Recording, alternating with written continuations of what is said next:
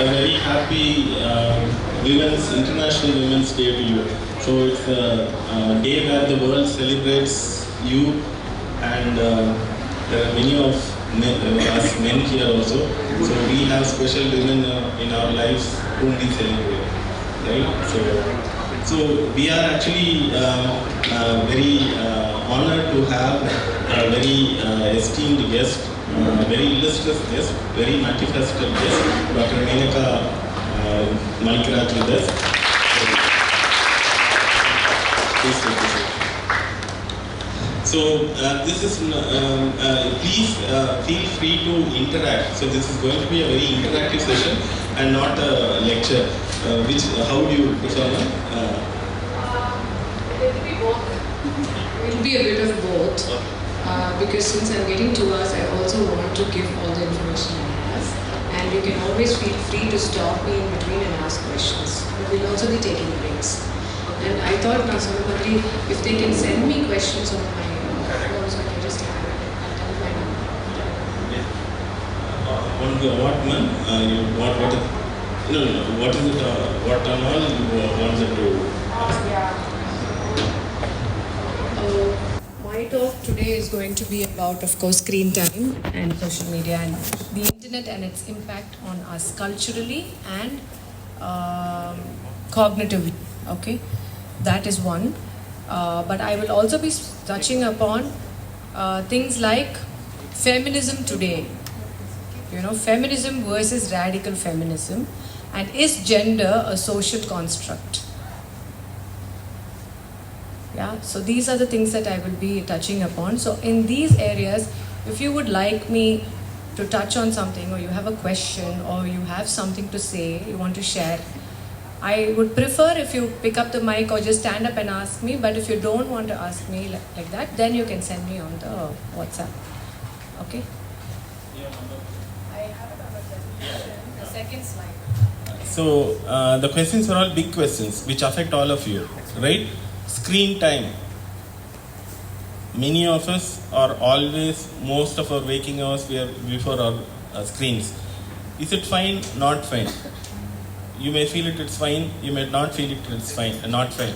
You may feel neutral about it. If you have any questions, any of your thing you want to talk, say anything about it, you can say. And second thing, ma'am was talking about feminism versus the toxic feminism. What do you think about feminism, and what do you think about toxic feminism? You know what is a toxic masculinity, right? Somebody who goes around breaking bones without any reason. So that is toxic. So we have a toxic version of. There could be a toxic version. It's up to you to decide of what is feminism, right? And also, should you be a feminist? So what does feminism stand for? And I don't know whether I'm telling the right thing, but next one is what's it one? Third aspect. Gender. Yeah. Now we have a lot of talk about non-binary genders, right? In US applications, male, female, then you'll have so many other categories when you're applying for higher studies. So what is that? You have any thoughts on that? You have any questions on that? Or anything that really concerns you, you can please, pronouns.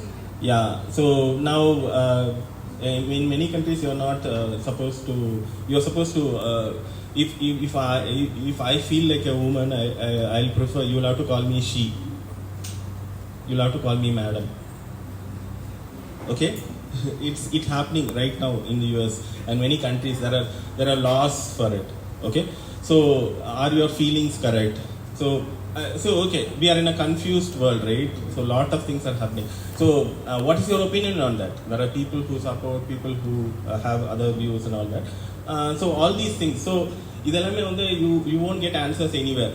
So ma'am is we'll get into the formal thing, but get your mind prepared. Hot tea will be served for you, so there'll be you'll be refreshed, and make use of this session. Okay, we'll get into a formal mode. Yeah, now please. A warm welcome to this special Women's Day celebration where we aim to empower and inspire all the incredible women in our community. We invite Dr. Valikala ma'am to introduce our chief guest. Okay. So, already I welcome you. Thank you, sir. Already sir has done it half the way, isn't it? So, good morning all. Wish you all a happy Women's Day. And you are going to, after going here from 3 years since or 2 years since, you are all going to be young women in our country. And whatever your participation or contribution to build our nation, to build the family, to build your own identity, this session will be more helpful. And the resource person, Dr. Menaka ma'am, is a practicing dentist and she is also a teacher. Okay. She is also a drama artist and a performing artist. She also knows dance and she is a multifaceted personality, as our HOD was mentioning. And apart from that, she is also a mother. I used to tell whenever you meet me, I am a professional counselor, and also apart from all of that, I am also a mother, like that. So that concern and responsibility will be there when she is speaking throughout this session. And she will handle, as sir was mentioning, she will handle certain sensitive subjects which we usually very timid to speak about or will shy away. Okay, so that's why we have arranged this specially. And please utilize this opportunity, and whatever comes to your mind, feel free to stand up and ask. Otherwise, also this number you can send WhatsApp questions. Okay, so now I think you can prepare yourself, and our ma'am can start her session. Welcome Dr. Menaka ma'am officially. Happy Women's Day. Thank you so much. Thank you for the introduction, ma'am, and thank you, sir, for inviting me. I'll just come to the front. Thank you. Happy Women's Day to all of you present here. Yeah. I'm a huge fan of Bharati, Subramanya Bharati, and I always like to start with நிமிர்ந்த நன்னடை நேர்கொண்ட பார்வையும் நிலத்தில் யாருக்கும் அஞ்சாத நெறிகளும் திமிர்ந்த ஞானச் செருக்கும் இருப்பதால் செம்மை மாதர் திரம்புவதில்லையாம். கேட்டிருக்கீங்களா இந்த பாட்டு? எல்லாத்துக்கும் தமிழ் தெரியுமா? இங்க யாருக்கெல்லாம் தமிழ் தெரியாது? யாருக்கெல்லாம் தமிழ் எல்லாத்துக்கும் தமிழ் தெரியுமா? Okay, very good. So I'll do in casually in English and in Tamil mixed. Okay. So ma'am introduced me, like she said, I'm a pediatric dentist. I've been practicing for 18 years. I'm also ex-professor of pediatric dentistry from Ramakrishna Dental College.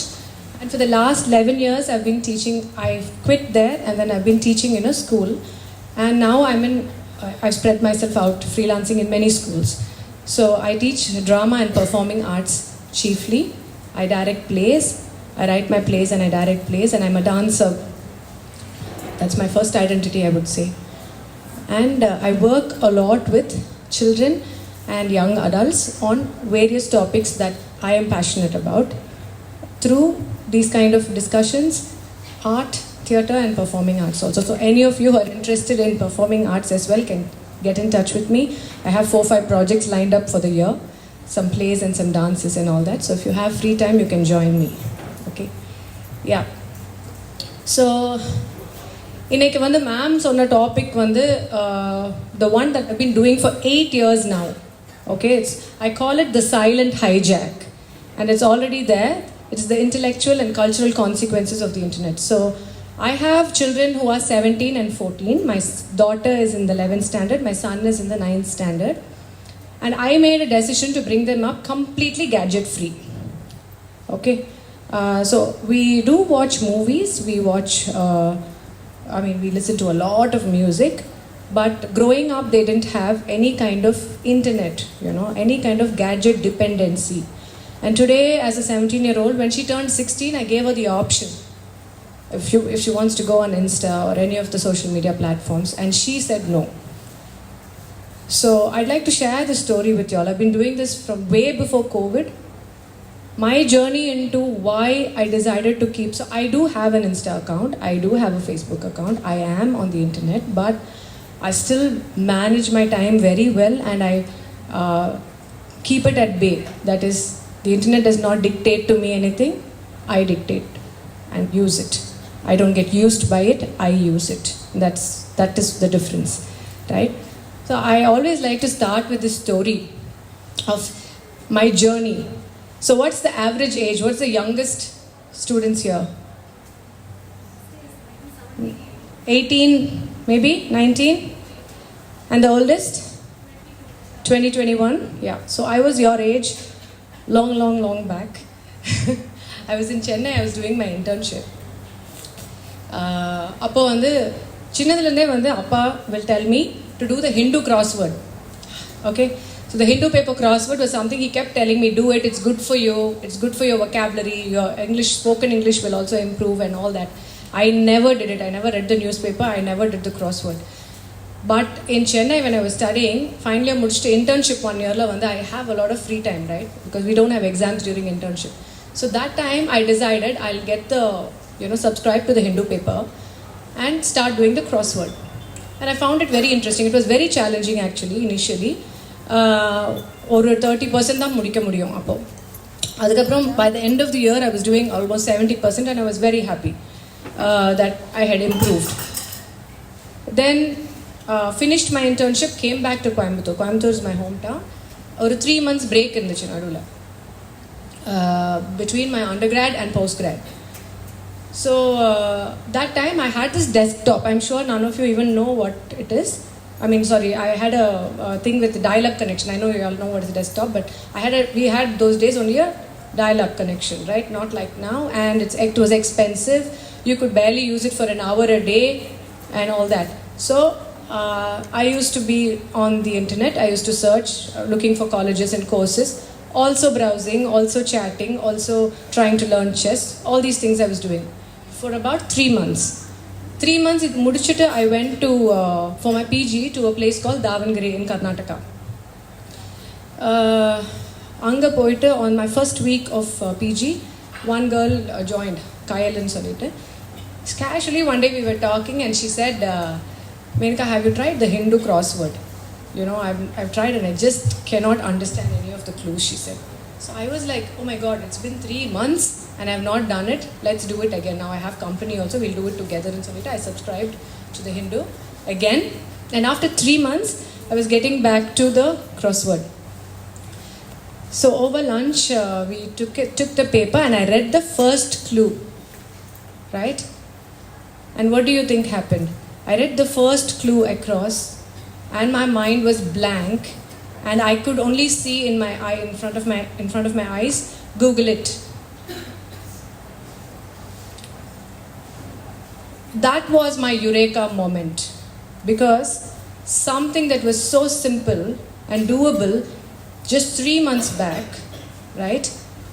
In 3 months of just browsing, probably 1 hour a day, I had already formed these connections in my brain. Right? My brain had rewired itself in such a way that it was now telling me there is an easy way. Right? The path of least resistance, which had already formed, not allowing my old brain to work. Not allowing all those connections I had already formed to work, but to get to this because it knows it's quick.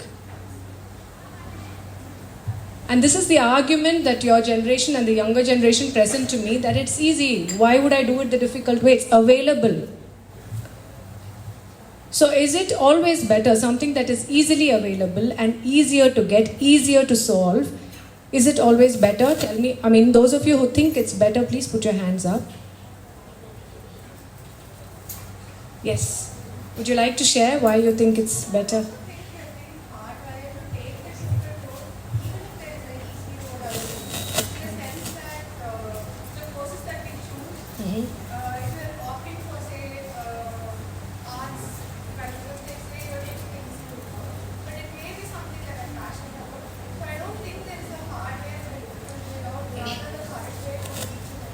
Yeah, so what you're speaking about is philosophy, right? We are talking about a much larger thing which involves so many. I'm talking about basic neuroscience, like neurology.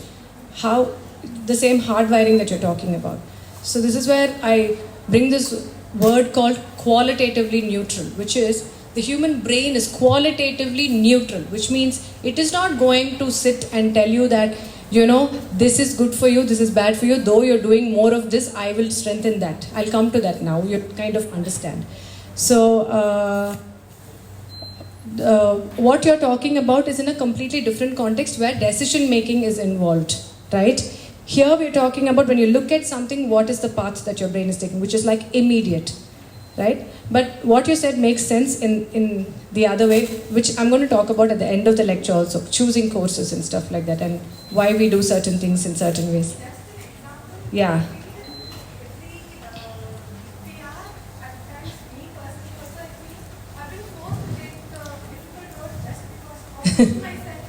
Even if I don't want to at certain places, I have been a part, for example, I've been a part of many clubs, been in the leadership question also.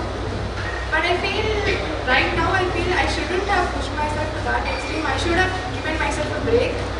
But I feel many people are like, if you take a break, you're being lazy. But the break is much needed. Okay, so I'm going to make myself more clear with my point with an example, okay? I think that always works better. How many of you here can solve the Rubik's Cube? Put your hands up properly, no? What is this halfway? That means half cube you'll solve. Yeah, so be brave and put your hands up properly. Okay, so we have about 5 or 6. So how many of you can solve the Rubik's Cube without the formula? Like you don't know you have not learned the formula. How many of you here can do it? None. Now I'll tell you why it is so different from learning the formula. So I as a child solved the Rubik's Cube. I can solve it without the formula.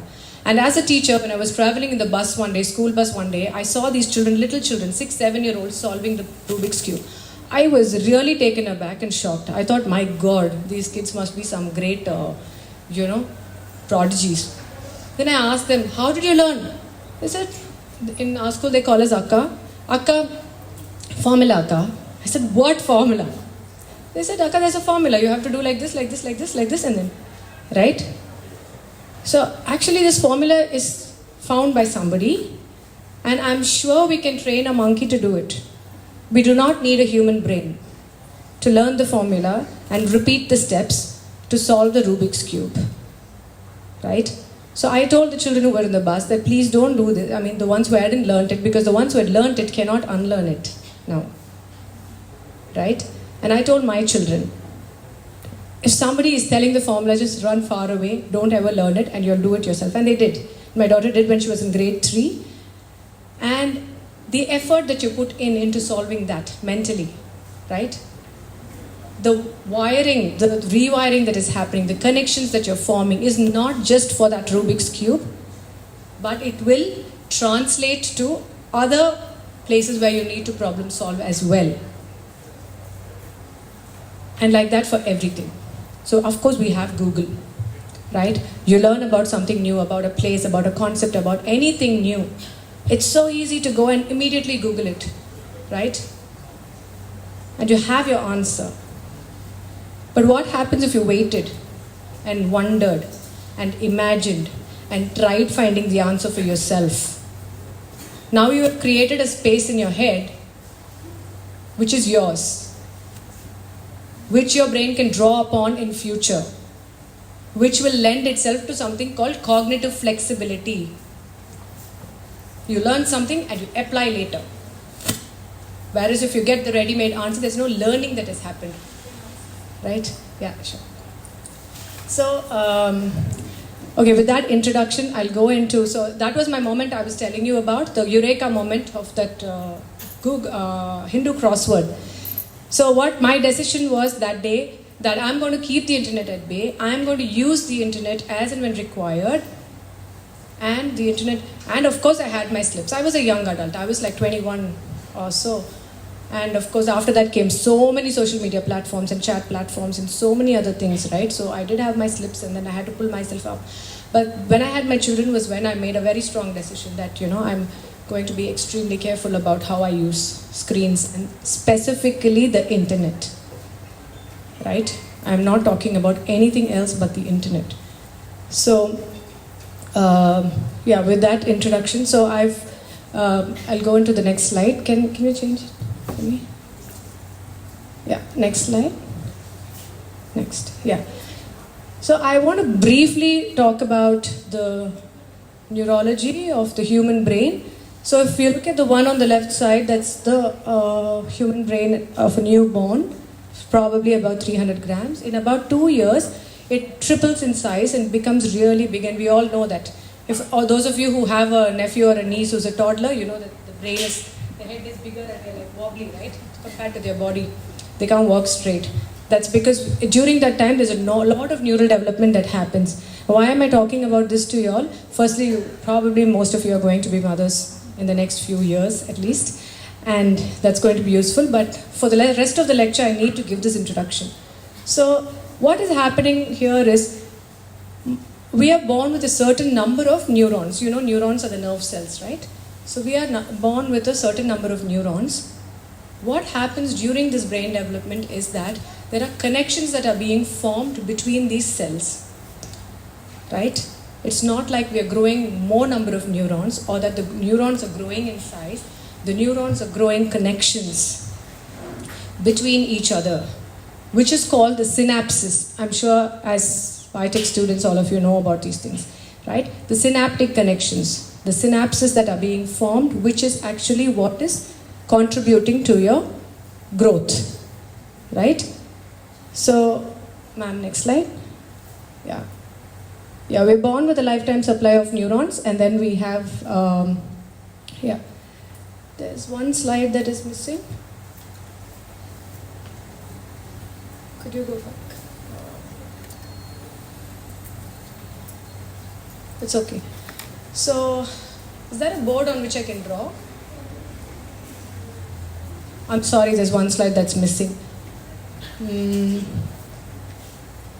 Is there a board or a paper or something on which I can just draw? I'm really sorry. I made some changes to it this morning, but so it's more of a scribble. You can pass this around. Look at it and pass it around. So the first one is actually like a slice of the brain of a newborn, okay, under the microscope. When you look at it, there are few and far apart neurons that you see, and there's hardly any connections. So what you see in that slide is, you'll see like, quickly pass it around. So, you see like little dots here and there. And the second slide was one of say a 4 to 6 year old child. That looks literally like a net, like, a mesh of connections. So there's hardly any space. There's a lot of neurons, and then there's a lot of connections that are formed in between. The third one would be of say a 14 to 17 year old, okay, where you see that it has reduced these connections. So the second one shows like 100 times more, and then this third one you come to is only like 30% or so of the connections are there. So my question to you is, I want you to imagine this, and my question is, do you think that is normal or it is abnormal? How many of you think it's normal? Put your hands up. The reduction, that means I'm saying for a 4 to 5 year old, it is very high, the connections, the number of connections are a lot, and in a 14 to 17 year old, we are seeing in that slide that it has reduced the connections, the number of synapses that have formed. So do you think that is normal or abnormal? So yes, only the professor is putting his hand up, and all the crowds that I've been to, there is always about 35% that will put for, there'll be 70% who will opt for one or the other, and there's always that 30% who will not put their hand up for anything. But I'm very sad to see that here almost 100% of you are not taking a stance. Why is that? Yes or no? Do you think it's normal?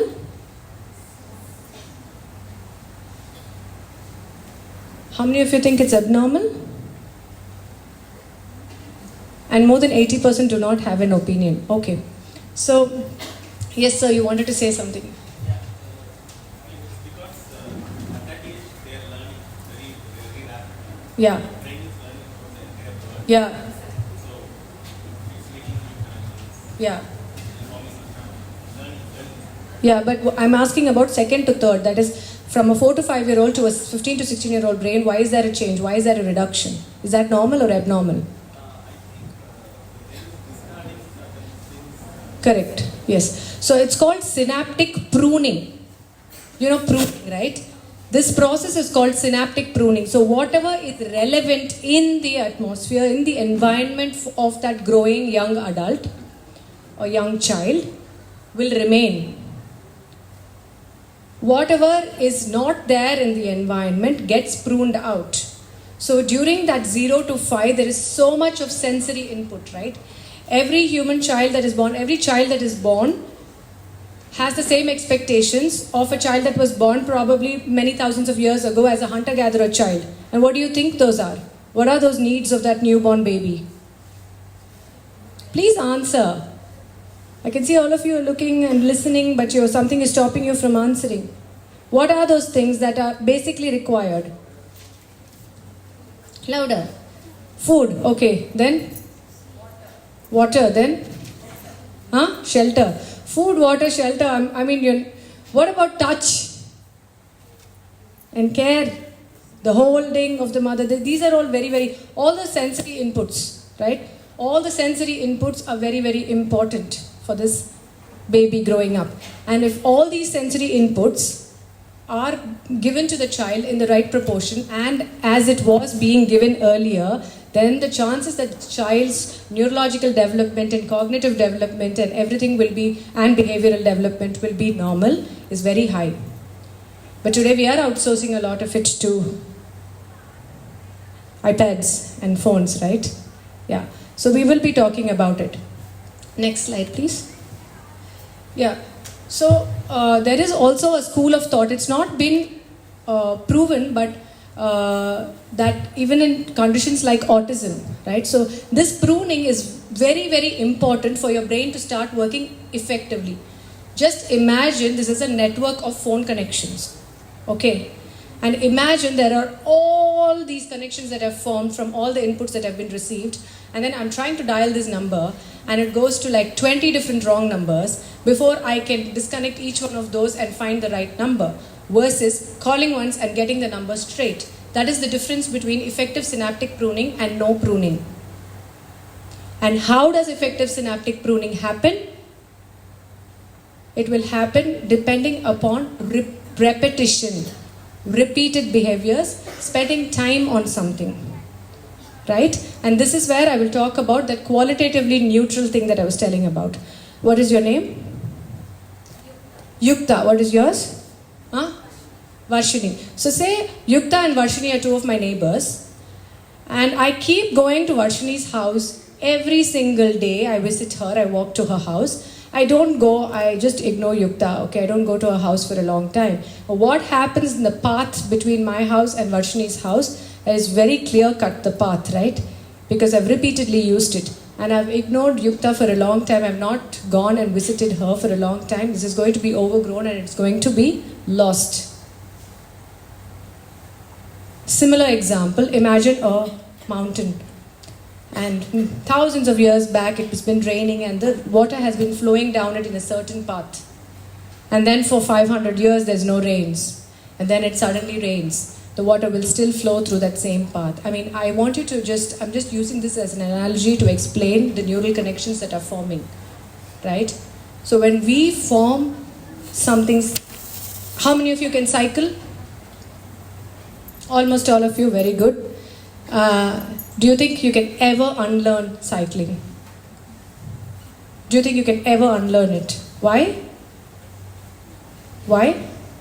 Because we've done it repeatedly over so many times, it's become muscle memory, right? That is an example of those very strong neural connections that we have formed because of repetitive work, right? And our brain formed that connection. Now say a young child is doing math or whatever, right? Or talking to someone, any kind of a life skill or something that is required for some time, and then spending say 5 hours on video games. or social media, or just scrolling, or watching reels. Okay? Now the human brain is not going to say, this is good for you, though you're doing for half an hour, I will strengthen this connection. This is not good for you, though you're doing for 5 hours, I will not strengthen. That's not going to do that. Which is the meaning of the word qualitatively neutral. It is going to simply strengthen what you do and simply weaken and lose what you don't do. Right? So habits that we form today by repeating is something that is going to be ingrained in our brains, which is going to be extremely difficult to unlearn. Therefore, very important, what we are spending our time and energy on. What connections are we forming? Is it helping our brain to be more efficient, or is it making our brains less efficient? So more information does not translate to more efficiency. It actually translates to less efficiency. Anybody disagrees? You're thinking. I can see you're thinking and wondering. Okay, that's good to have that silence once in a while where you're like, really? Okay. So, this brings us to neuroplasticity. Neuroplasticity, I'm sure all of you know, right? What is neuroplasticity?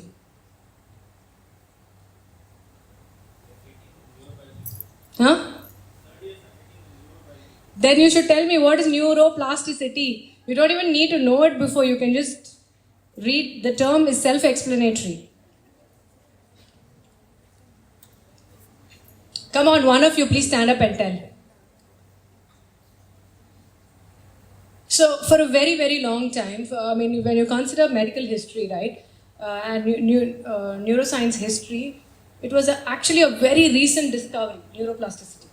For a very long time, we thought that the human brain was not capable of repairing itself, of learning new things once it becomes the adult size, right? Once you become an adult, just like skeletal growth stops after a point, people were of the impression that neural growth was also like that the brain grows to its full size and that's it. We can't learn anything, we can't, repair it, we can't do it. But it was a very recent, when I say it's about like 70 years back, which is still very recent in medical history, that they found that no, actually they did some study on monkeys, and then they found that it's capable even after injury of forming new connections, right? Learning new things. So which gave a lot of hope, because which it means that even if there is a trauma, if there is an accident and somebody has a brain injury, there is a chance for rehabilitation. After a stroke, there is a chance for rehabilitation, and there is a chance for an old person to also learn new things. Though the rate at which they learn would be different, right? How fast or how slow they are will be different, but they can still learn new things. So neuroplasticity was like a great finding we had. But today's day and age, I would challenge you and say that neuroplasticity may not be working in our favor. Why? Children, I'm sorry I'm calling you children, but yeah, I want you to really speak up. And like she said, that's interesting when somebody challenges, because you need the other side as well, so that we can go in depth into the topic. I like an audience that disagrees with me more than an audience that agrees with me. Okay. Inang ma'am? I should point to somebody and ask. Okay. She's been smiling for a long time, so I'm going to ask her. Yeah. I'm saying that neuroplasticity is probably not great for us today. Why?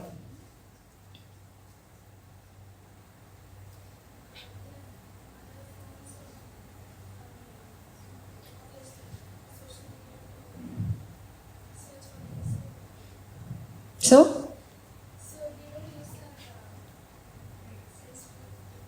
Okay, somewhat. So I'm sure all of you have your smartphones, right? All of you have your smartphones?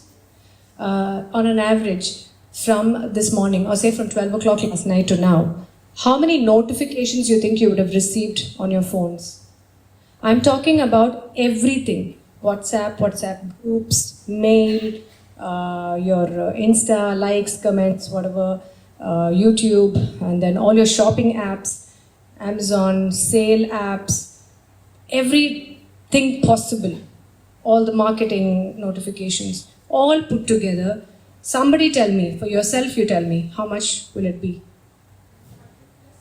100 plus, which is very less actually. I'm impressed. Are you sure? Go to your digital well-being and check notifications. It will tell you exactly how many notifications you got. Do you have your phones? You all can check and tell me.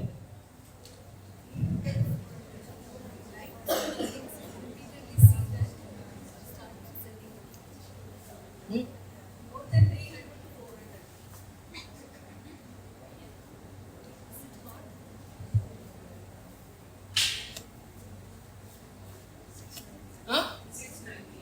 698. Okay.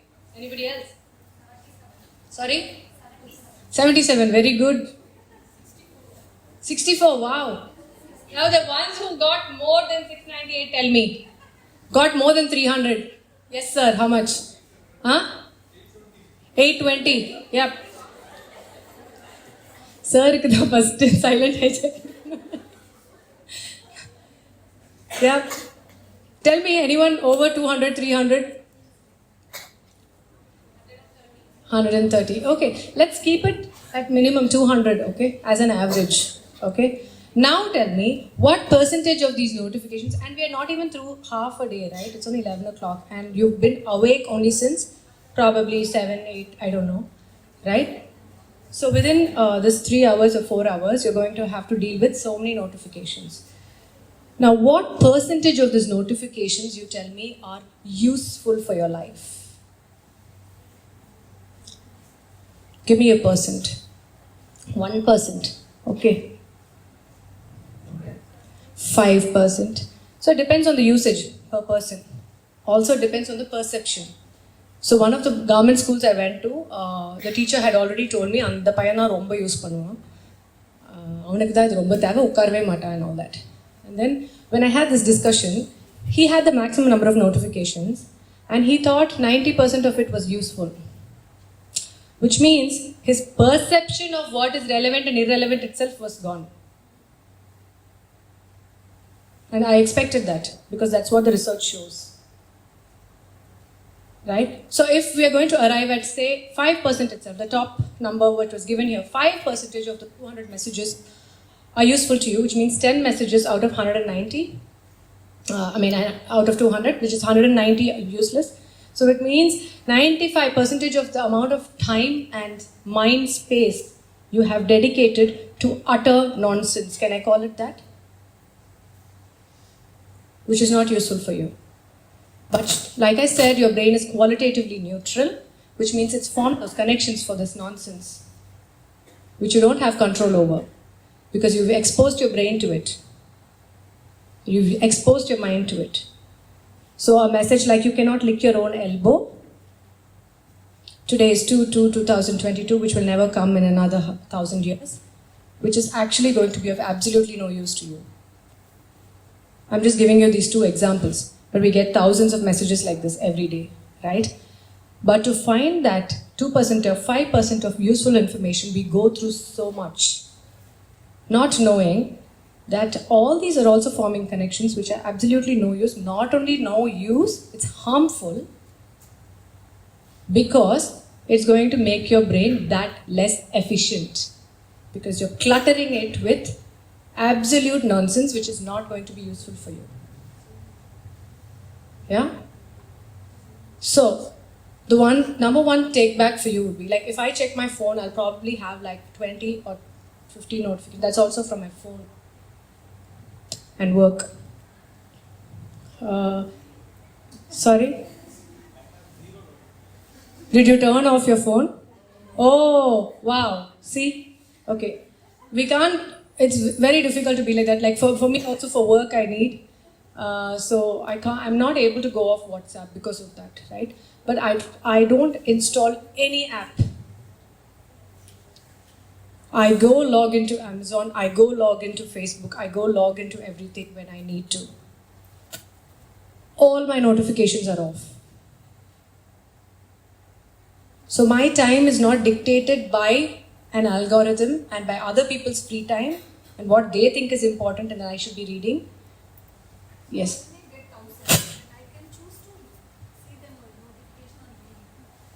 Yeah, but you still have to go through 1,000 to get to that 5%, no ma'am. Exactly. So when you go through that 1,000, you've already formed those connections which are... Exactly, which is why we have to be extremely conscious of reels, because today children, I know that children and young adults, you consume reels a lot. That is the worst way to use your brain, because it's just coming and you're just watching shorts and reels, right? And we get caught up in it because they're made like that, right? 0.2 second, 0.5 second, tuck, tuck, tuck, tuck, tuck, tuck, tuck, tuck, tuck. It is made to make you addicted, and it's achieving what it wants to. And we are just making ourselves dumber and dumber. That's why I call it the silent hijack. Right? Next slide. Which brings us to dopamine. What is dopamine? Happy hormone, pleasure hormone. இதுக்கு தான் எல்லாரும் answer பண்றீங்க. Okay. So for this topic I'm expecting more participation. Yeah, so it has a lot of names, right? Dopamine. And what more do you know about dopamine? What in relation to what do we speak about dopamine usually? Addiction. Very good. So whenever we speak of any kind of addiction, we speak of dopamine, because dopamine makes us feel good, which is the common thing for all addictions, right? Now, this hormone has been also known as a reward hormone or a motivation hormone, okay? So they did this study again on monkeys. I keep talking about monkeys a lot, monkeys and rats. So monkeys where if it touches a lever, it gets a food item. And they connected it, the neural activity. And the dopamine surge, எப்படி இருக்கு dopamine வந்து எவ்வளோ release ஆகுது, how much is it coming, they were mapping it, okay? So they got a lot of data. So every time it made this connection that if I touch this lever, I'm going to get this reward, and it was getting a dopamine surge every time, okay? Then they altered the study to do something where they made it alternate times. So first time if it gets, second it won't get, third time it will get, fourth time it won't get. So they did that. And then they mapped the reading. Then what they did it random. So the monkey cannot guess when it's going to get and when it's not going to get. And then they again mapped it, the dopamine surge. What do you think happened? Meaning, do you think the dopamine surge would have reduced or would have increased? Sorry? Okay, he says increased. Anybody else wants to say increased or decreased? Speak up. Increased or increased? Okay. Decreased. Why do you think it was decreased? So that's why we are wrong. It was increased. This is the same thing that happens in gambling. The more unpredictable the reward becomes, the more exciting it is. So the dopamine surge was like hitting the roof literally when it became unpredictable and when it became random. The same thing also explains video games, why we want to keep playing again and again and again. Right? Because we want to know, okay, next what will happen, right? It keeps us hooked. But then, I want to explain the physiology behind this, the dopamine. Imagine me as a hunter-gatherer, okay? I'm in the forest, I'm walking around, I suddenly see a deer, okay? Now, my body will already secrete dopamine because that's potential food for me. Now, this dopamine that I'm getting acts as a motivation to go and hunt that deer to get food. Okay, so that is how it works. It works as a motivation hormone. And our human brain evolved to secrete dopamine every time we received new information. Any new information we receive from our environment. I meet a new person, I learn something new, anything, we will get a dopamine high. Okay. Why did our human brain start doing this?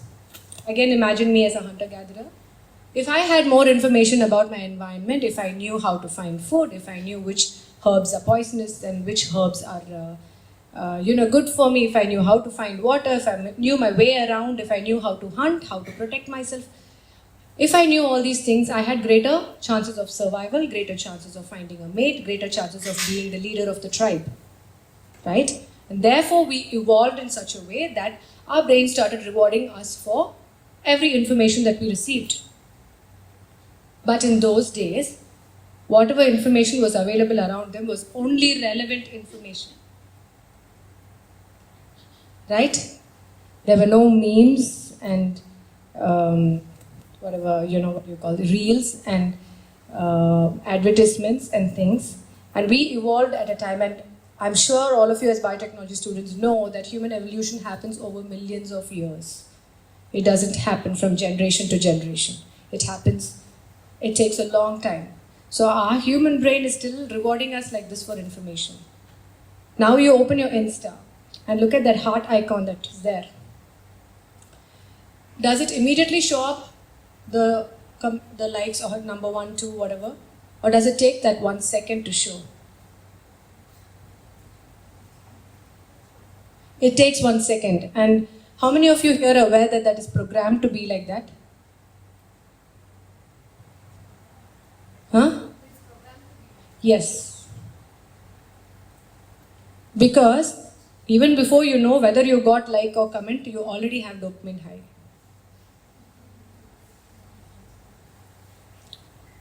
Just like the monkeys.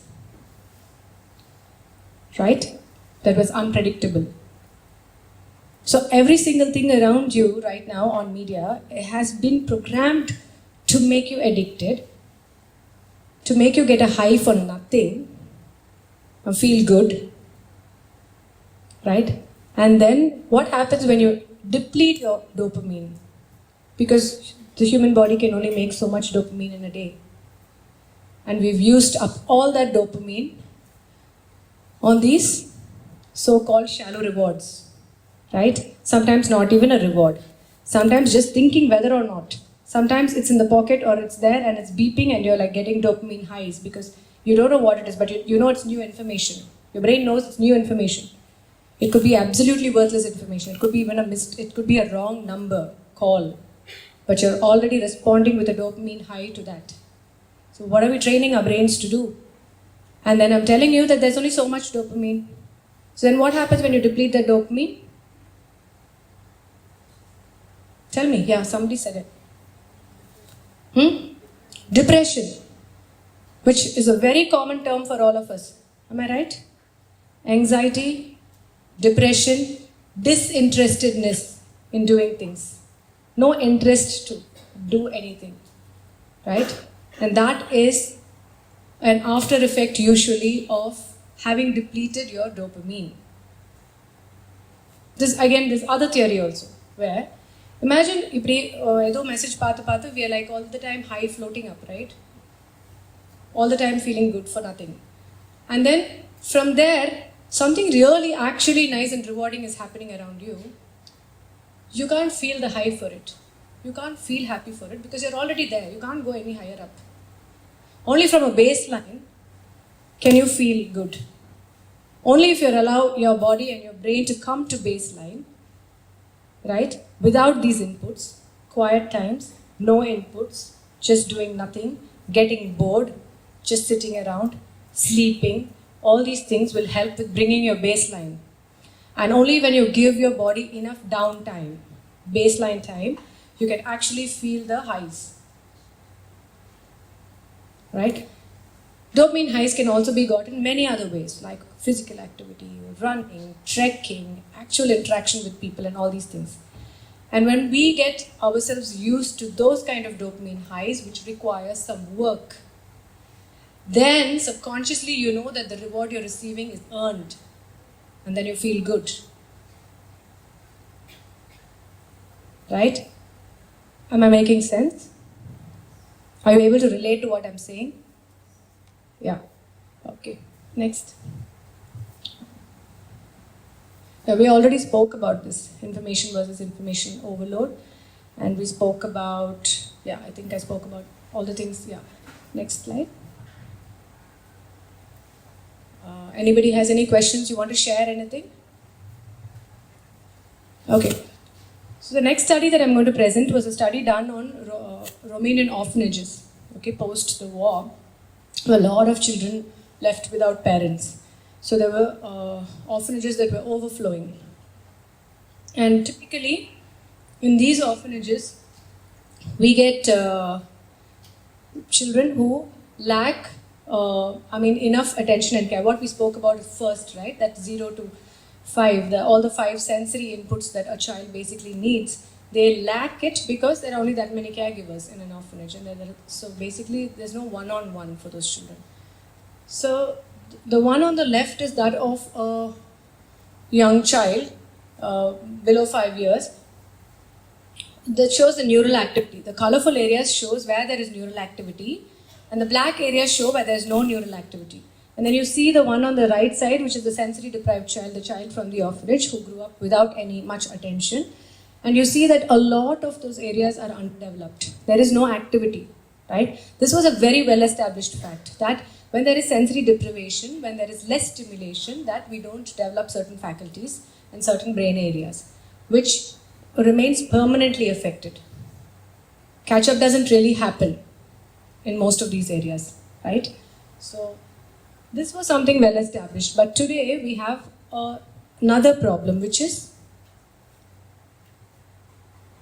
I'm sure you can guess this.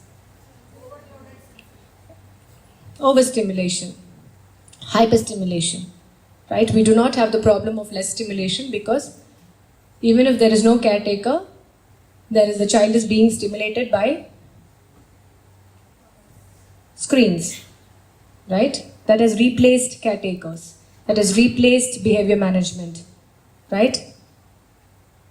We use gadgets to manage the behavior of children.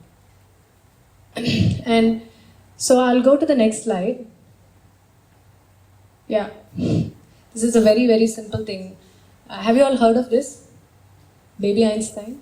So today we know that they do all these flashcards, and not today, for the last 15-20 years itself they've been doing. Any of you have gone through these flashcards, midbrain activation, what do you call that? What's the other thing they use? These kind of brain stimulating things that people keep selling to young mothers and put babies through all these things. Have you heard of these things? Yeah. Okay. And then we also have Peppa Pig and Chota Beam and all these other things. This Baby Einstein was a very famous one when I was a young mother. Okay. A lot of my friends who were in the US and all, they used to tell me that, show your baby this. If you don't show it, you're not a good mother, kind of thing. So one of my friends who had a child at the same time as me from Bombay sent me one full box of flashcards, which costed at that point, 16 years back, 30,000 bucks. And I didn't even pick it up from the courier office. It just went back. And let's just watch this one. This one says Baby Einstein, and those days it was like CDs, which used to come, and then there's this baby who's sitting with hair like Einstein in a diaper. So which is to mean that you watch this, your baby is going to become like Einstein, right? So can we play the video? I don't know if the audio is connected. I asked somebody to check.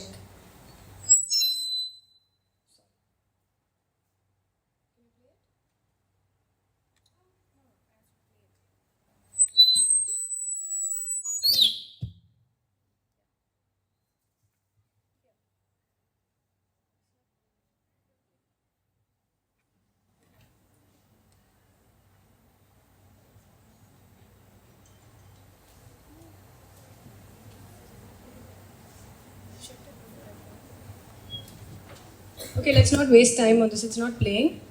But this is I'll just explain. I want you to imagine this. Just like you imagine the synapses and synaptic pruning. What happens is, in this, it's a day at a farm.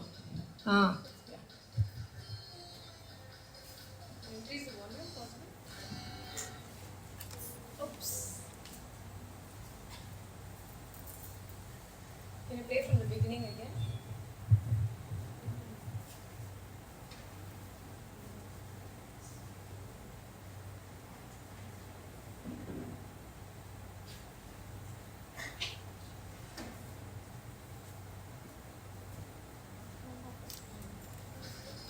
just don't touch it. Let it be.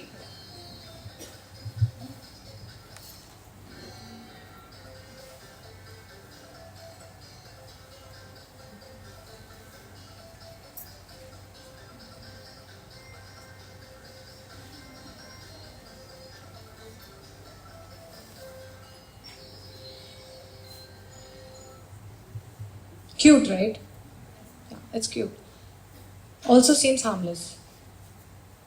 Yeah, most of you can agree with me. Compared to Powerpuff Girls or all these other things, this is quite harmless, right? Or Chota Beam or any of those things. So, a mother who's showing this, right, to a child, especially imagine during COVID, can't take the child out anywhere, can't socialize the baby, can't go to a real farm. She's thinking, at least let me show a video of going to a farm to my child. So first, number one thing is a toddler is not going to make any coherent narrative of this. He's not going to understand that, oh, இவன் தாத்தா கூட தோட்டத்துக்கு போகிறான் நடந்து போகிறான் இது பண்ணுறான் இதெல்லாம் வந்து ஒரு கதையாவோ ஒரு நரேட்டிவாவோ புரியாது இந்த குழந்தைக்கு first. Because the child is being hooked to this because of the scene changes, rapid scene changes. This was a 22-second clip and there were 8 scene changes, which means every scene was less than 3 seconds. Right? And this is a relatively slow thing that I'm showing you from 20 years back. Fast forward to today, this will be 100 times or maybe at least 20 times more. Right? It will be 0.2 second clips. And there is background music. And there is so much movement. Even if this child understood what's happening here. Now this child goes to play school or preschool. And they take for a field visit to a farm. What will happen? Bus போய் நின்ன உடனே பார்ப்பான் தூரமாக கேட்டு இறங்கி நடக்கணுமா சான்ஸே இல்லை. Ma'am I don't want to come ma'am I have headache I sit in the bus right. This what is happening because anybody who's been to a farm knows that to look at a farm entirely takes minimum a day, and if you want to be able to touch goats and cows it takes you weeks before you can befriend them and do something, right? So we're giving these children a very skewed sense of reality. This child is used to seeing it at such rapid scene changes and with background music, which doesn't happen in real life, right?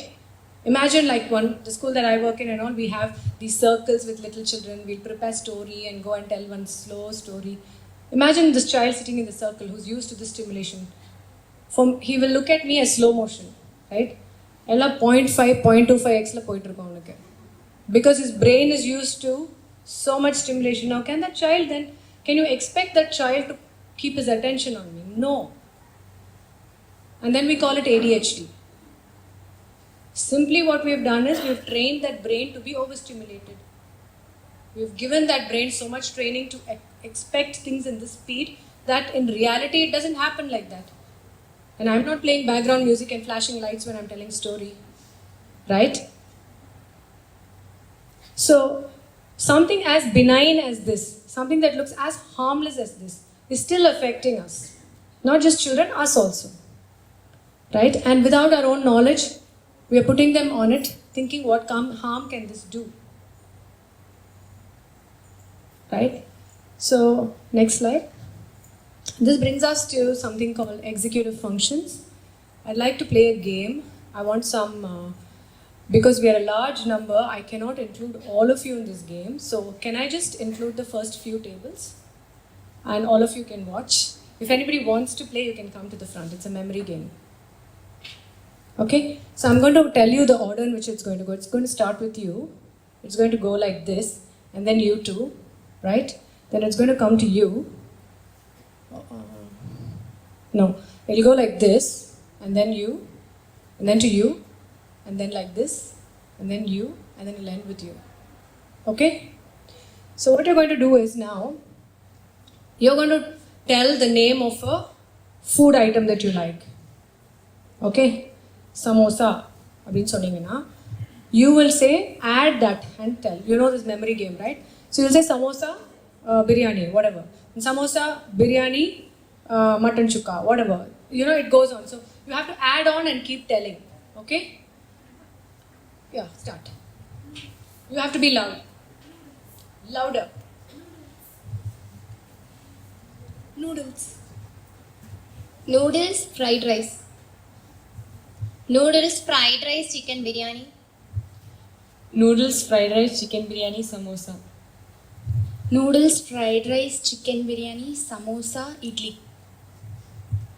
Noodles, fried rice, chicken biryani, samosa, idli, lemon rice.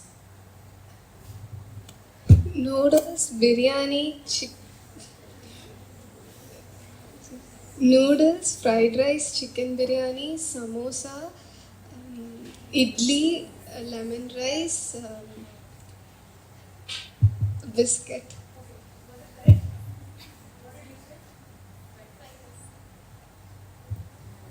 Noodles, fried rice, chicken biryani, samosa, idli, lemon rice, biscuit, dosa. Noodles, fried rice, chicken biryani, samosa, idli, lemon rice, biscuit, dosa, vada. Noodles, fried rice, chicken biryani, samosa, idli, lemon rice, biscuit, dosa, vada, pizza.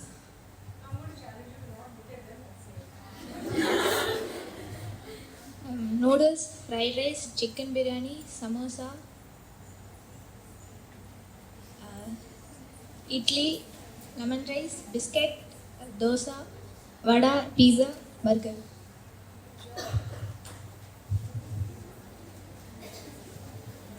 Noodles, fried rice, chicken biryani, samosa, idli, lemon rice, biscuit,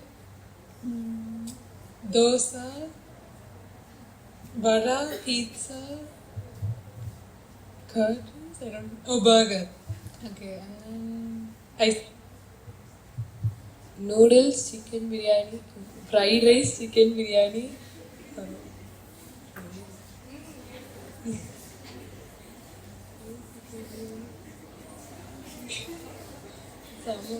Samosa, idli, lemon rice, biscuit, dosa, vada,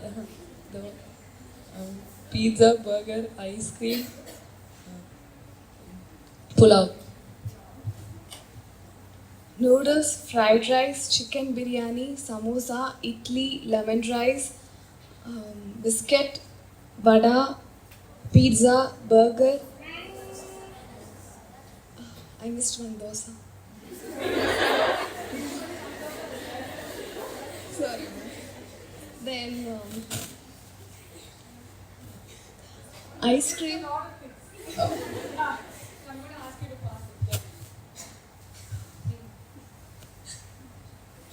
Noodles, fried rice, chicken biryani,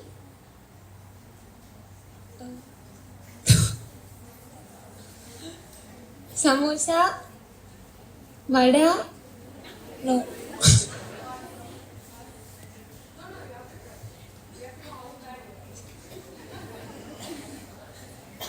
Noodles, fried rice, chicken biryani, samosa, lemon rice,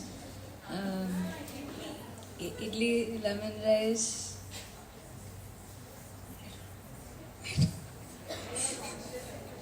Want to try, right? Noodles, fried rice, biryani, chicken biryani, samosa, lemon rice, biscuit, dosa, vada, burger, pizza, ice cream.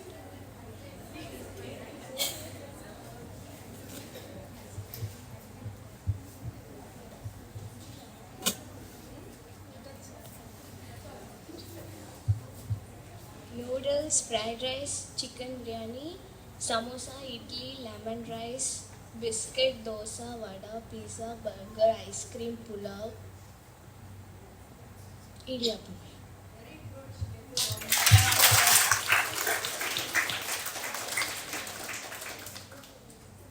Noodles, fried rice, chicken biryani, samosa, idli, lemon rice, biscuit, dosa, vada, pizza, burger, ice cream, pulao, idiyappam, chocolate.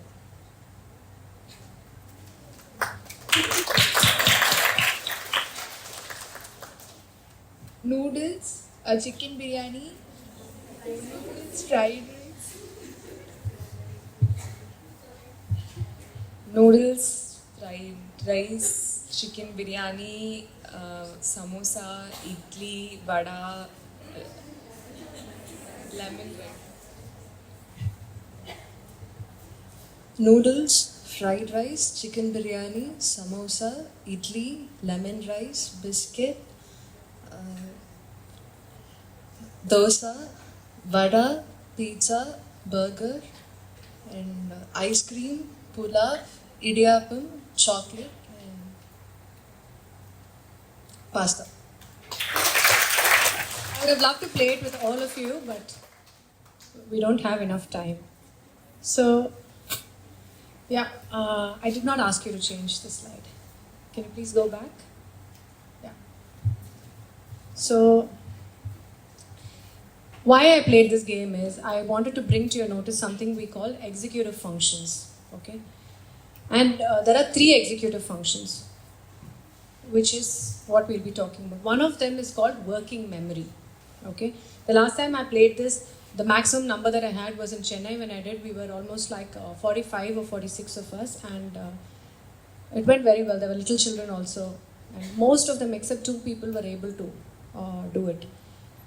And I'm sure if we try harder, we can.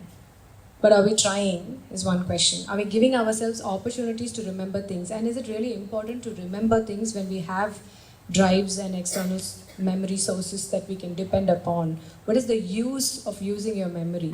Right? Is there use at all? Because this is one of the points that people use to tell that why do you want to remember? All these boomers will keep telling that, we remembered so much phone numbers, we remembered. What is the point? I don't need to remember it, right? So we'll come into the point of why actually making yourself remember things and having more things to remember is beneficial for your brain and your brain's activity and efficiency. So working memory is one thing where you are working with something. So you listen to something, and then, for example, somebody gives you a math question. Solar, you'll be solving it, right? You have to remember what was told and what is being told, and you have to work on, you're going to be simultaneously working on it as you're listening to it. If I talk about this in a school setting, say I'm going to a 2nd grade or 3rd grade class and I'm dictating something, and say the sentence is something like, is gender a social construct? If I say, children write down, is gender, and I'll wait, and it's a social construct. They'll write, please elaborate on your opinion. Every dictate pandrukku. But today, teachers who go into classrooms of that age group have to say, is, and they'll go to gender. Miss, what is the first word, miss? Is gender a social, and then again somebody will ask. What I'm trying to tell you is, and this is a reality, people who teach in schools will agree with me 100% that this is what is happening today. While we all like to think that our children are smarter today, it's the opposite. The working memory has declined so much today that what used to take maybe half an hour, of class time to finish, now takes 3 hours to finish. Simply because many of our children's working memory has not been given an opportunity to be worked upon at all. We are not expecting children to remember and do things by themselves. Simple things like daily chores. Everything the parents do. I take drama classes for children, and parents will come and tell me, Madam, ninnu confident-a pesanu ellathu munadiyo. Then I'll ask, does he wash after going to the toilet by himself? Does he eat his food by himself? Does he have a bath by himself? Right? So we are not giving an opportunity for our children to do anything by themselves, but we want them to turn out confident. We're not giving them an opportunity to remember things in an order and do it and finish it. Everything is being done for them. Right? in no place are we giving ourselves an opportunity to have to remember things, because we have checklists, we have alarms, we are dependent so much on all these things to tell us what to do, how to go about our day. We don't try to remember anything. It was very interesting when I did it for the Tondamuthur Government School, and at the end of the session, the children wanted my number. And when I told them, they said they don't want to take it down. They wanted to remember it and go home. Because they felt like they wanted to try, because they've never been given a chance to remember something and take it back. So even in my classes, I don't give written the homework. I don't tell the parents. Because it is a direct feedback for me about that child. How much is that child able to remember and go and communicate with a parent? Right? Giving ourselves opportunities to have to remember things is very important for our brains. So now coming to executive functions, there are 3 things. Can you put the first one? Self-control. Self-control, so they did this huge study, okay? 1,000 individuals were followed from 3 years old up to 30 years of age, and they were tested for their executive functions at different stages of this study. And what they found was, at 3 years, if a child scored very high in executive functions, they had a very high probability, and it was directly correlated to success as an adult, as a 30-year-old. When I say success, it's not just professional success, I'm talking about family, health, career, social life, ability to save for themselves, staying out of jail, all these things. There was direct correlation. And vice versa. If the child did poorly in the executive functions, there was a very low success rate later on, unless there was a life-changing event in between, right? But this was a clearly established correlation. Now, why am I talking about executive functions in the silent hijack? It's because screen time and gadgets and the internet has been shown to reduce all the executive functions. It's negatively impacting all executive functions. Okay? So can you just press once? So self-control is the ability to stay focused and resist temptation. Again, we are only distracting our children. ஏதாவது வேலை நடக்கணும்னா madam distract பண்ணிங்கன்னா பண்ணிக்குவான். இது phone கொடுத்துட்டோன்னா பண்ணிடுவான். I'm talking about my pediatric dental practice. Parents only do this, right? So we don't expect the child to be in the present, understand the situation and act responsibly. We want to distract them from reality. That never works in the long run. So for y'all also, right? So ability to stay focused and resist temptation is self-control. Next, working memory is what we played this game for, to see how many of us are able to remember and process and do, right? So that's just a thing to show working memory, also an icebreaker. Next, the ability to hold information in your mind while mentally working with it. Next, cognitive flexibility. Press. So this is the ability to apply. This is very, very, very important. How able we are to apply something that is learned in one situation to apply it in the other. This is a very big indicator of intelligence and cognition. Cognitive flexibility. Now if I tell you in your college or in your families, say there's an event or a function or something important is happening and something goes wrong. There's a power cut or something didn't arrive, food didn't arrive on time, whatever. Can you think of that one person in your family or in your college, your staff or your students or somebody who will come up with a solution like that? Who will raise up to the occasion and come and do something and fix it, quick fix. Somebody will be good at coming up with alternative solutions, thinking out of the box. Can you think of people like that in your families? Or there will be very few and far apart. But there will be this one person that you're able to relate to. Right? Anybody wants to share?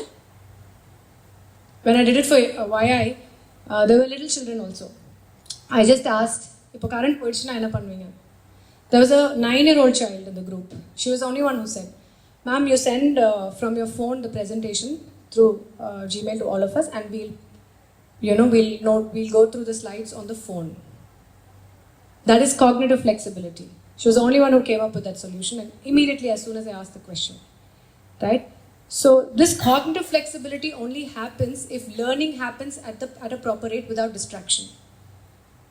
For anything to translate into a concept, into a schema in your brain, you need to be able to give sustained attention and focus and concentration without distraction, so that this information that you're taking in right now can be processed and can be used later on in some other situation.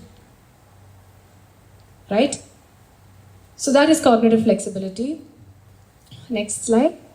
The marshmallow. Okay, this is just an interesting, some of you who've studied psychology may have heard of it. I mean, ma'am would have known about it. So this was a very cute study that was done on little babies. So toddlers, they gave them a marshmallow and said, 10 minutes if you hold on to this marshmallow, we'll give you one more after 10 minutes. You don't eat and keep it. They put cameras, these children didn't know, right? So they give it and they go off. And what happened, do you think? Some of them, as they're even explaining, they would have eaten it, right? The minute you give it, there's no concept of even listening. Some of them just eat it.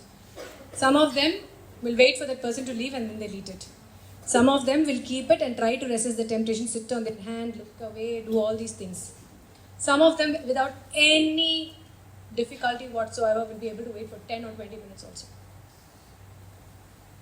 Right? So that was an indication of self-control. One of the executive functions. So the executive functions test is done differently for different age groups. We can't do the same test, right? We can't go and I can't give you marshmallow and tell you, right? So for different age groups, there are different variables and different tests that are done to thing. And it's a very well-established fact, okay? Schools today are also using this when they take in children to see, where their level is and which grade they should be going into. Very few schools, but they are using this tool. So, can you change it? There's just some cute pictures of what could have probably happened with a child with a marshmallow. Yeah, change. Yeah, so, any questions? Can we go into the study? It's just 2 minutes on the study.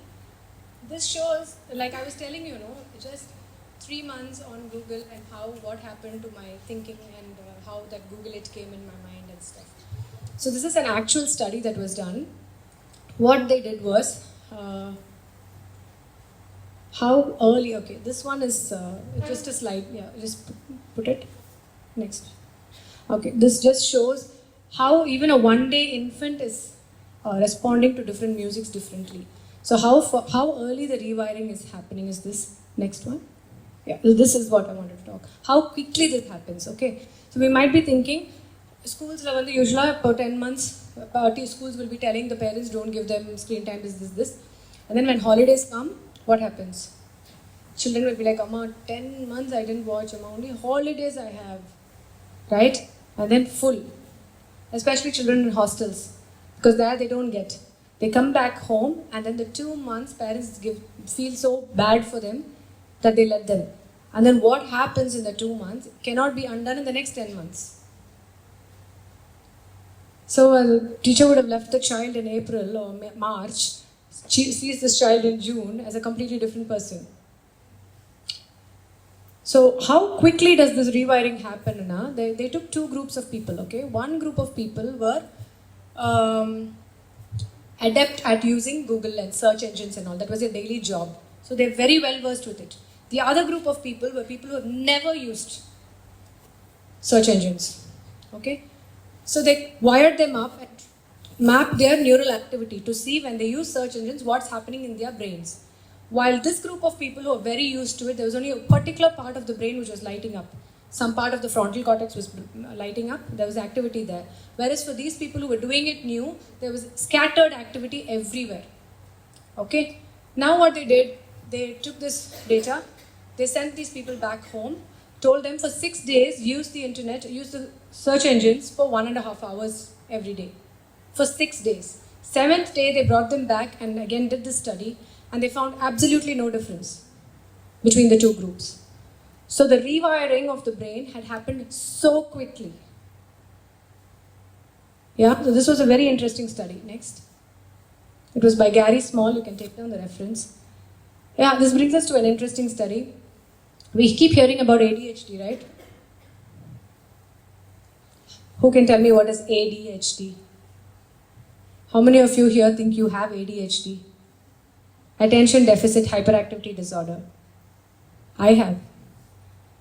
At least as a child, I think I had. You think you have? Anybody else?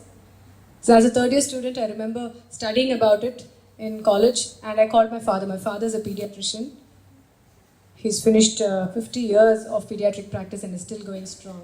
So I called my father from the hostel and I told him, Daddy, I think I have ADHD. And he's like, yes, you have. So, I was this extremely naughty kid. Yeah, I won't be, I'm always somewhere hanging on the trees and all that, right? But thankfully, those days they were not treating. Today, we have an extremely high diagnosis rate of ADHD. And we don't know if this is actually ADHD or is it secondary to something else, which could be overstimulation and screen time, because they look very similar.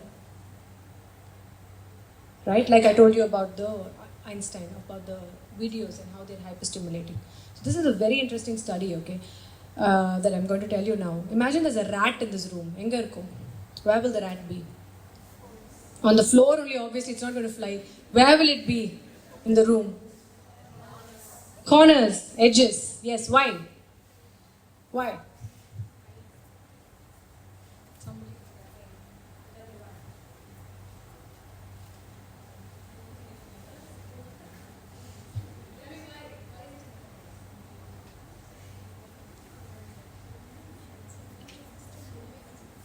It's trying to run away from us. It's a survival instinct. The chances of the rat getting caught is less if it stays on the edges, right?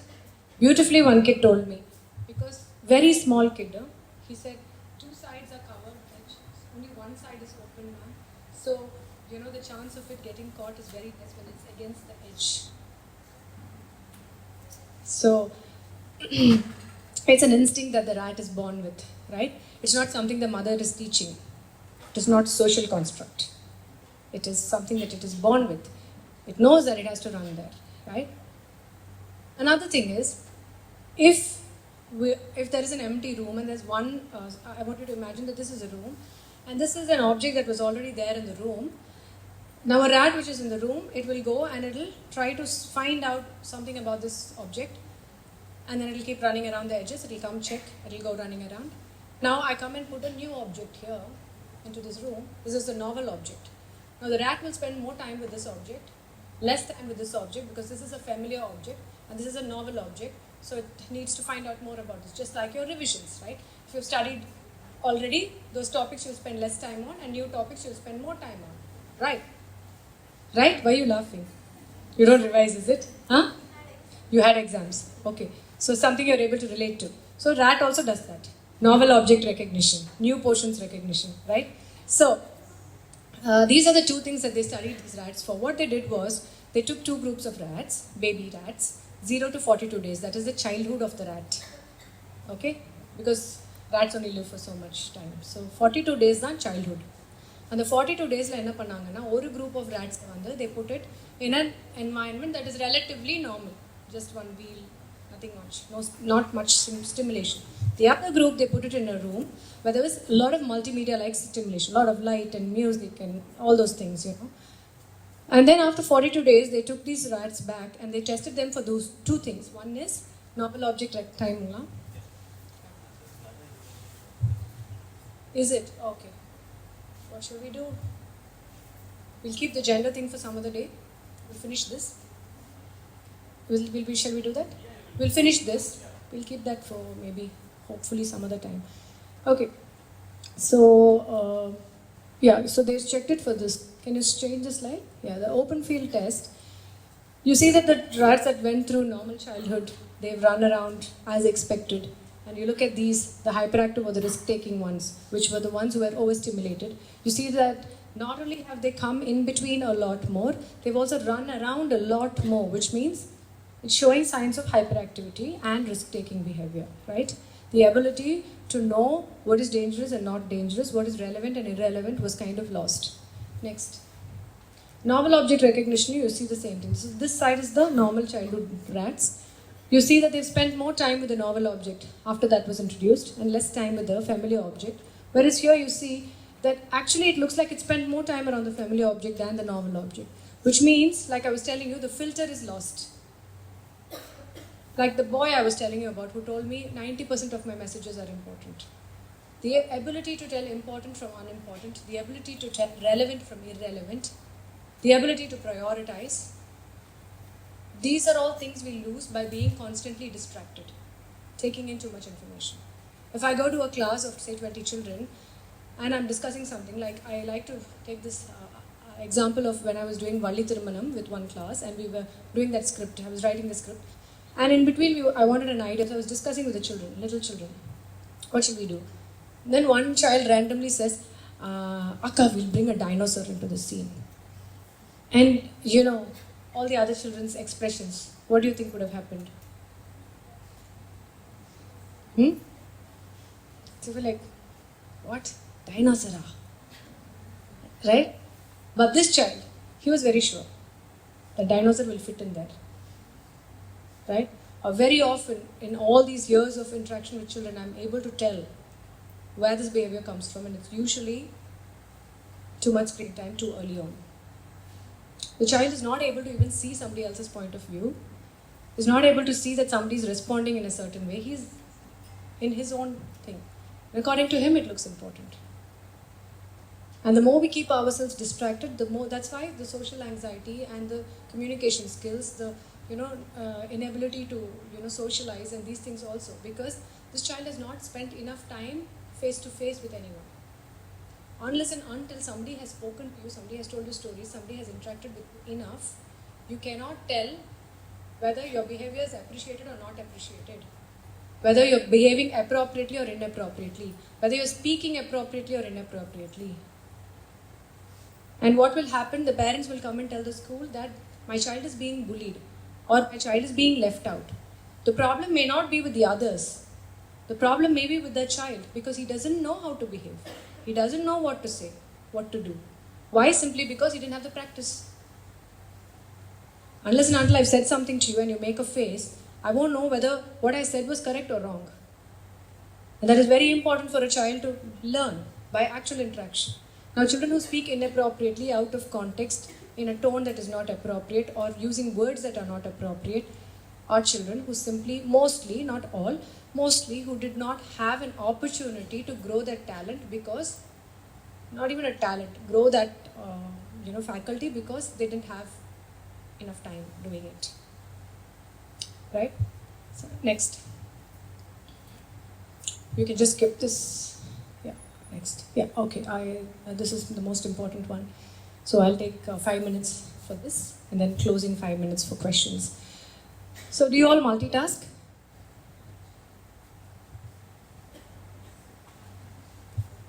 Shaking her head, it's going to fall off. Do you multitask? Yes, right? All of us multitask, of course. So I'm going to tell you a big secret, which is that multitasking is actually a myth. That we cannot multitask. Our brain is not capable of multitasking. What is actually happening when we think we are multitasking is our brain is quickly switching in, switching out, switching in, switching out, switching in, switching out of how many other things that we are doing at the same time. You understand? Quickly, it's doing this. And then we pay a switching cost. What is the switching cost? Not doing either things properly. Very good. So you pay that switching cost in terms of not remembering what happened, or not doing it to the ideal level that you would have done if you were doing it separate. I'll give you an example.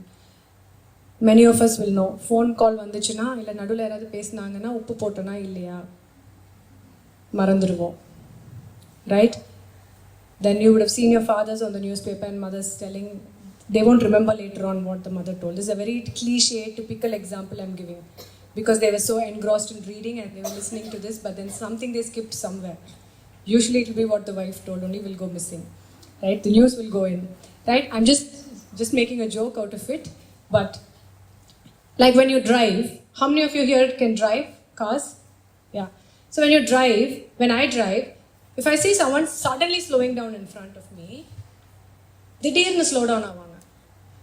நாய் வந்திருக்காது, குறுக்கால எது குழி இருக்காது, red light இருக்காது, nothing.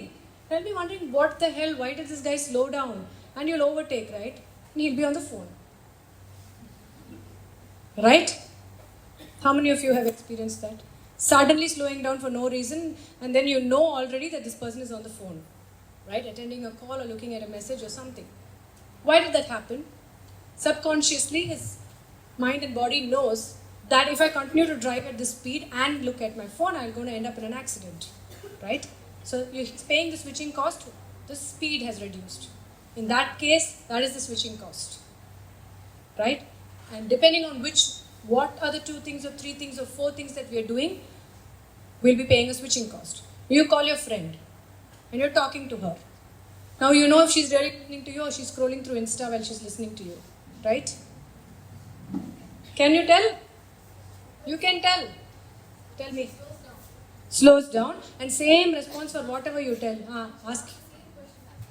She really experienced this. Tell me. Yes, ma'am. She'll repeat the same. She'll ask me the same question. No, she's my school friend. Yeah. So we know because ஒரே மாதிரி ஒரு எமோஷனே இல்லாமல் respond பண்ணுவாங்க இல்லைன்னா சொன்னதே திருப்பி சொல்லுவாங்க கேட்பாங்க. So what we are paying a switching cost that we are not giving attention to something there. Now some things are okay, like I listen to music when I drive because the driving to my house I've done for 10 years in the same route, it becomes muscle memory for me. It doesn't affect me. Similarly, if you're listening to familiar music and music you like and you know and you're studying, some of you it might work. Right? So what are the 2 things that I'm doing simultaneously is the question to ask. Right? So if you have your phone next to you and you're studying and you know that there's a ping, ping, ping sound coming from it, then it's definitely you'll be paying a much higher switching cost. Right? Because you know already your brain is getting distracted there. Even if it is not pinging, that physical presence of it will tell you, should I check? Should I check? Should I check? Something would have come, may not have come. And you're paying a switching cost already without even doing it. So this brings us to, so short-term memory and long-term memory. So I wanted to imagine the short-term memory as a small cup or a 5 ml cup. Okay. And the long-term memory is like the size of a huge swimming pool or maybe even a lake. Okay. What's happening in your short-term memory right now is I'm talking, you're listening, whatever, and how much time is there, all this is going on. Is that your short-term memory?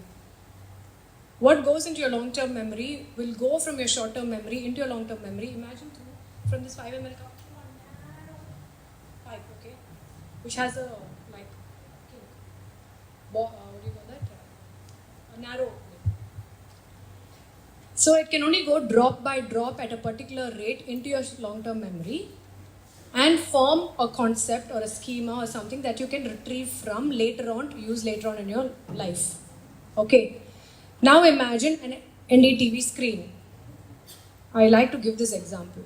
That guy is not in NDTV anymore, I think. Who's that guy who's Arnab Goswami? He's always screaming it. Okay. Imagine the news guy is talking. There's a ticker tape at the bottom. There is breaking news at the bottom. There is time. There is weather forecast. There is upcoming next. There is a cricket update. There is advertisement of some movie. There are like 8-9 things that are going on. Your grandfather who's sitting at home and watching this is telling a news pakra. Right? But there are 9 things that are going on. Imagine all this is in this short-term memory. And from this short-term memory, what do you think is going to go into that long-term memory? I'm just giving this as an example, okay? Because it's something familiar in our everyday lives. It will be bits and pieces of chaotic information, unrelated, going inside, not knowing where to sit, again forming connections, unwanted connections, useless connections. Right? So, multitasking, while it is inevitable sometimes, where and when is something that you need to choose. Right? So, I would advise keep your phones away when you're studying, when there's something important that you need to pay attention, you're listening to somebody's come to talk to you about their problem. It is a basic courtesy to not have your phone anywhere around. Basic courtesy when you're hanging out with your friends, eating at a dining table, to not have your phones anywhere around. It should be in your bag and it should be switched off. Right? These are all things I think for relationships and for your career and for your life. Things that you need to do. First thing is turning off your notifications. Uninstalling as many apps as possible. You can start doing it right away. You can go to your digital well-being, turn off your notifications, uninstall your apps which you don't need.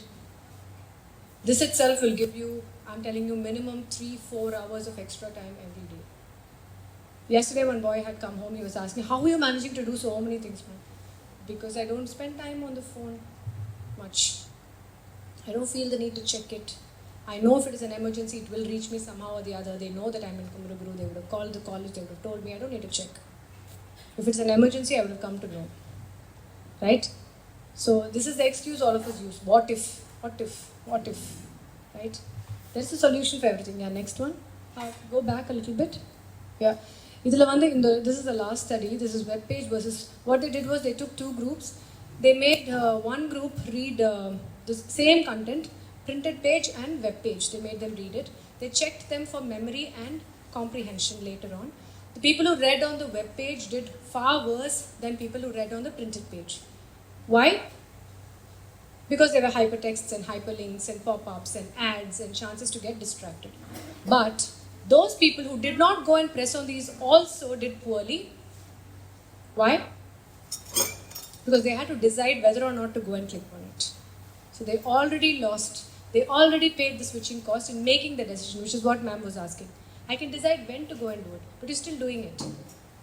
I can decide to not do it, but that very fact that that option is existing there is a distraction. So the number of distractions in your environment, it's only up to you to minimize. Cut the clutter. Don't treat your brain like a garbage bin. Let in stuff that is of value to you. Treat it like a sacred place. And it will be the most efficient brain you'll ever have. Also, it will be, your long-term memory is not just your cognition and your intelligence, it's your personality. It's who you are. Your intellect, your originality, the depth of personality you have, the amount that you can reflect upon things, how much you can introspect, how much you can think deeply, how much you can problem solve, create new stuff, critical thinking, problem solving. All these things come from a good long-term memory, which means your short-term memory, what you're feeding in your short-term memory has to be like that. You understand? Some of you are looking confused. Was I not clear? Any doubts? Okay. Last, I think. Next. Yeah, you can just, till this slide is over. I already told you all this. No. The long-term memory is our personality, distinctiveness, rich intellection, me. And sadly, this is the word that today people are using for this generation. Pancake people. Spread out thin and wide. Without depth in one thing. Right? We all listen to K-pop. Right? Everybody. So then what is there to have a conversation about? If everybody is listening to the same music, everybody is following the same person, everybody is doing the same stuff, wearing the same kind of clothes, everything. What is the individuality there? What are you going to talk about? You agree on everything. You don't disagree on anything. Right? Next. Yeah. Next.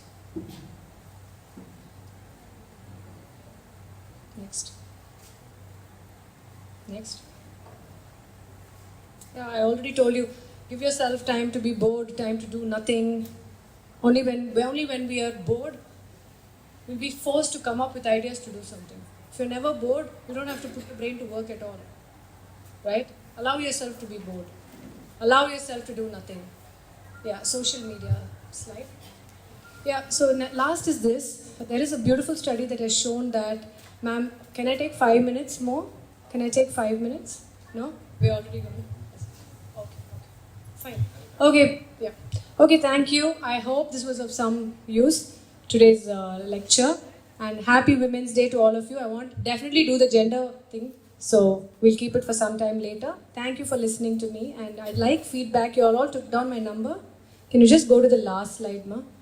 I'd like to get your feedbacks and also reach out to me if you are interested in anything and if you want to, think. That's my number and that's my Insta ID. Thank you very much. And thank you, sir, and thank you, ma'am. Sorry for having overstepped. I think we started too late. Yeah. So, yeah. Bye. Have a good day. Thank you so much, ma'am.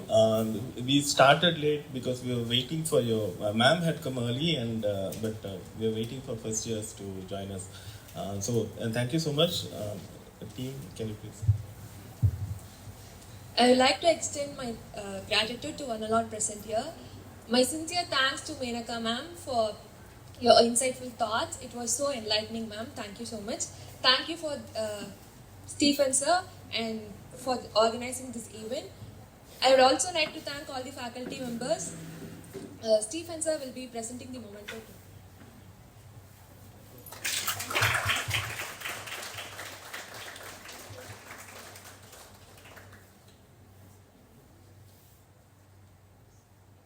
So there is a small announcement.